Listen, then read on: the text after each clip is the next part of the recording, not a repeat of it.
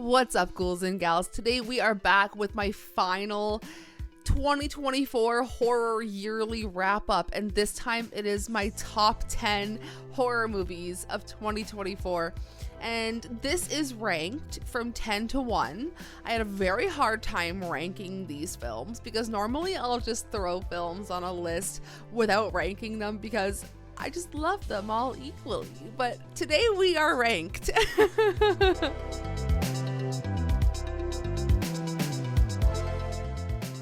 If you enjoyed this video, please go ahead and give this a thumbs up, subscribe for more, check out all of my links down below if you would like to see any more of me or support the channel any further. Like in my last video, I will be letting you know where you can stream or rent or buy these films and how long they are in case you don't want to watch a 2-hour film and maybe you only want an 80-minute film.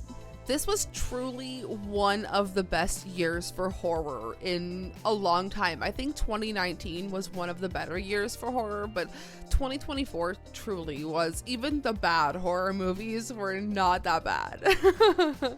So let's start off with stop motion. A talented stop-motion animator becomes consumed by the grotesque world of her horrifying creations.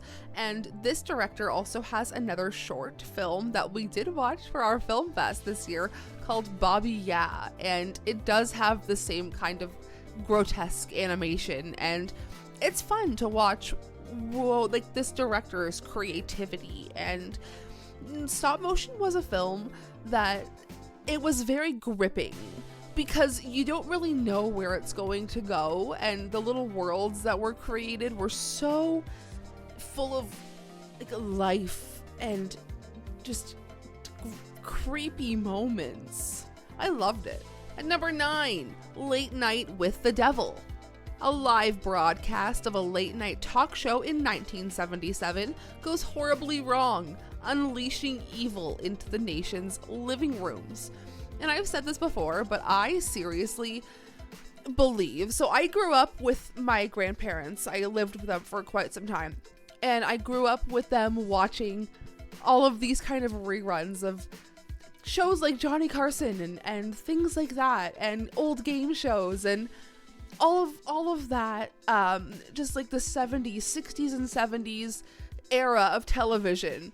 And I fully believe that if my meme was still alive and I showed her Late Night with the Devil, she would have not known any of the actors probably. And she more than likely would have fully believed this was a real live event, and I probably could have ghost watched her. David Dastmalchian is a house favorite here. We love him, and to see him kind of command and control this character was just so fun to watch.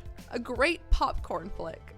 Moving on to number 8 and VHS Beyond. 6 blood-curdling tapes unleash horror in a sci-fi inspired hellscape, pushing the boundaries of fear and suspense. So I am notably a huge fan of the VHS franchise. I don't care how bad it gets. I love it, and I am here for the ride, and I am here for the next 10 installments if there were to be 10 installments. I love anthologies, and VHS has always been up my alley for things, and to see it go and take a sci-fi turn this year really was so cool.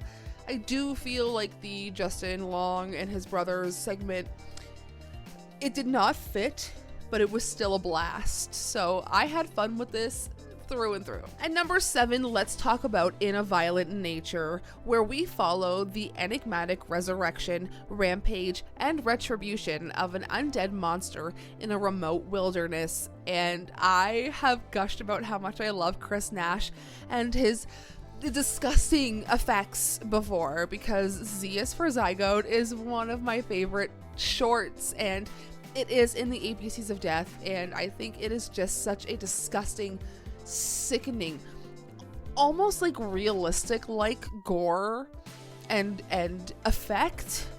So when I heard he was doing a full-length feature, I got really excited, and this did not disappoint.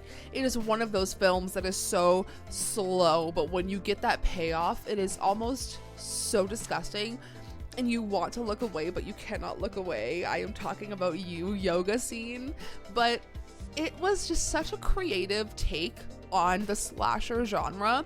We don't normally get things in the perspective of the killer following the killer like that, and when we do, it's shocking, and this was shocking. And some of the kills in this film were just so well done, almost video game-esque. It really was a slasher film simulator. I loved it. So like I said, it's been a really good year for horror, and for the past couple of years, The Addams Family has made my #1 a best horror movie of the year. And I'm kind of sad that they're so far up in this list this year, but there was so many other movies that this is why I had such a hard time ranking and why I hate ranking films. But at number 6, speaking of incredible practical effects that I just loved so much, let's talk about Hellhole. An American-led fracking crew working deep in the Serbian wilderness uncover the unimaginable, a dormant parasitic monster. And I have talked about how much I love John and Toby Poser and Zelda and all of the Addams Family as a whole, and how creative this family really is, and how much inspiration they give Alex and I, and we just aspire to be this mom and pop shop that cranks everything out by ourselves. And that's what I get from the Addams Family, and this film really did feel like their big production, and it wasn't just an in-house production, it was more, and we got more, and the story was so cool and relevant, and the effects were so icky and almost The Thing-like, and it was just so cool. I love them so much. And to have it set in a place that wasn't like Americanized, I feel like sold the story so much more. I could go on for days about how much I love them, but moving on. Actually, before we move on, let's take a second to note that the past 5 films that I've talked about were all Shudder originals. I'm obsessed with Shudder. Okay, at number 5, let's talk about Beetlejuice. Beetlejuice. After a family tragedy, 3 generations of the Dietz family return home to Winter River. Still haunted by Beetlejuice, Lydia's life is turned upside down. And I know that a lot of people did not like this movie, and while I can agree, there's a few particularly one storyline that could have been completely axed from the film. I just loved seeing Beetlejuice on the big screen. The original is probably in my top 5 favorite films of all time, and to finally just see the one thing that has given me so much inspiration over the years, like on the big I cried from the opening logo to the ending credits. I was just a big ball of tears. It really healed a piece of me, and for that I will be forever grateful. And I don't want to say I hope there's another one, but I kind of hope there's another one. I don't know, Michael Keaton was looking a little tired, but if it ended there, I would be completely fine with that, because at this time and point in my life, I never thought we would get another Beetlejuice film. Okay, at number 4, we have Street Trash. A group of homeless misfits must fight for survival when they discover a plot to exterminate every homeless person in the city. And this is a remake of the 80s classic, and as a huge fan of the 80s horror like umbrella as a whole, and Street Trash as an original to begin with, I loved this remake. It really stayed true to how disgusting and grotesque but like the story the visuals are, but the story itself was still so relevant and very real at the same time, and it delivers a message. And another film that it's set in South Africa, it is by the director of Fried Berry, and it really does capture that essence of weird that you would want with a film called Street Trash. All right, the last 3 films here, the top 3 on this list, I could have all been number 1. I had such a hard time ranking these films. These 3 truly are all number 1 in my eyes, and I just want you to know that. Beginning with Terrifier 3. Art the Clown is set to unleash chaos on the unsuspecting residents of Miles County as they peacefully drift off to sleep on Christmas Eve. Another one, seeing this on the big screen was so good. It was just so, to see something that I have watched on my TV over and over again with Art the Clown. I've done videos on All Hallows Eve. I've studied these movies, and to finally be able to go to the theater and see Damien Leone's master class in special effects and directing and all of this just come together in this huge amalgamation of just terror and comedy, and I don't know, it was just such a well done film. It did really feel like the third film in a franchise that will lead us into the ending.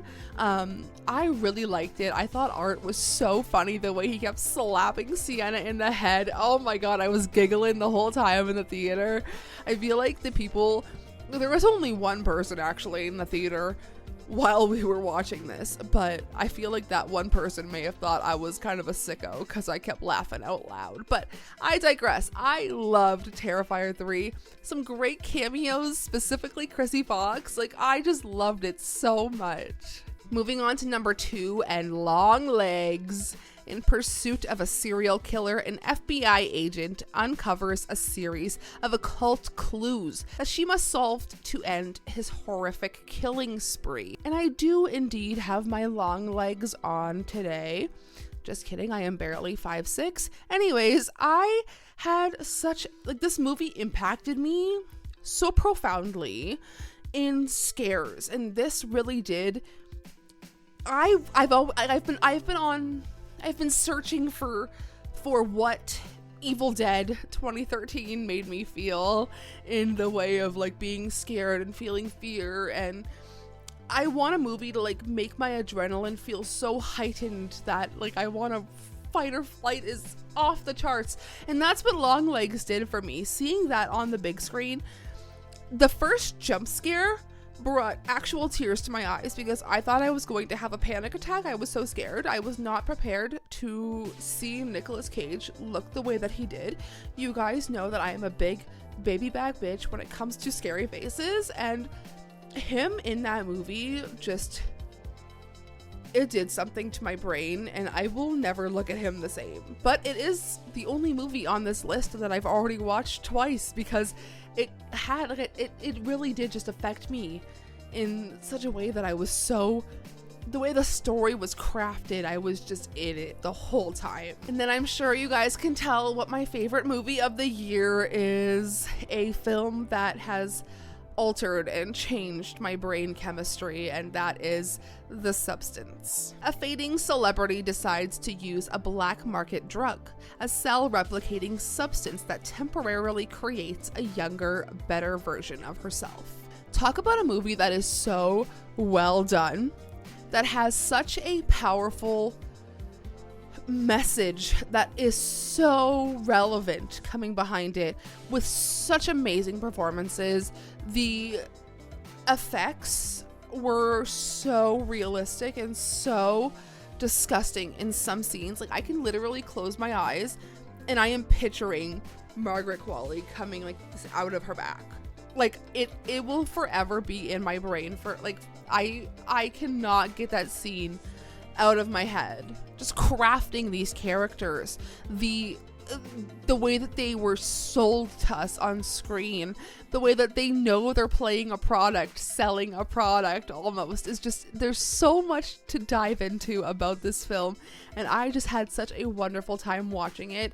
It really does have so much weight behind it, but also some levity that really lets you breathe for a second, but then you're right back in the shit again. I really loved Coralie Fargier's first film, Revenge. I did a whole video essay on it, but this one really did top it tenfold, and I connected so much with these characters and the essence of trying to capture the perfect human. It's just so, we as people are expected to like maintain these social standards, and it's like, what the fuck? I'm only human. Like, I don't want to be on today. I do not want to put this makeup, like, I'm not speaking for myself right now, but like, tomorrow morning is Monday. I don't want to go to work. Anyways, I digress. I just think it was such a truly well-crafted film that needs to be studied. So on that note, I will leave you there. That was my 10 best horror movies of the year ranked. that I truly did have such a hard time ranking because I just loved all of these films so much, and they are all number one in my eyes. So I will see you guys in my next video. I've got so much planned for the month of January and everything going forward.